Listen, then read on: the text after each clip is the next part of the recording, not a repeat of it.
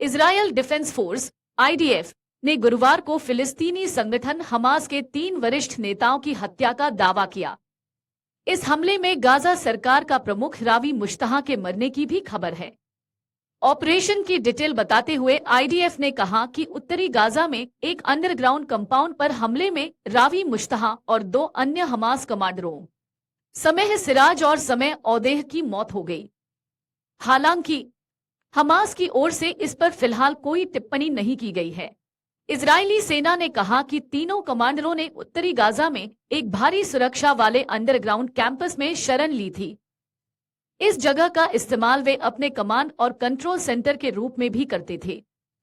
IDF ने x पर एक पोस्ट में कहा, गाजा में आईडीएफ और आईएसए के संयुक्त हमले में कई आतंकवादियों को मार गिराया गया, जिसमें गाजा में हमास सरकार के प्रमुख रावी मुश्तहा, हमास के पॉलिटिकल ब्यूरो और हमास की लेबर कमेटी में सिक्योरिटी पोर्टफोलियो रखने वाले समय अल-सिराज, हमास के सामान्य सुरक्षा तंत्र के कमांडर समी औदेह शामिल है।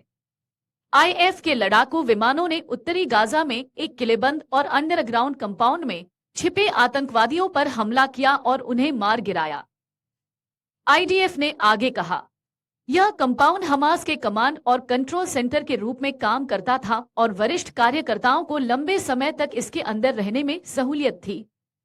आईडीएफ ने कहा कि वह 7 अक्टूबर के नरसंहार के लिए जिम्मेदार सभी आतंकवादियों को खोजना जारी रखेगा और इजरायल को धमकी देने वाले किसी भी व्यक्ति के खिलाफ कार्रवाई करने से पीछे नहीं हटेगा।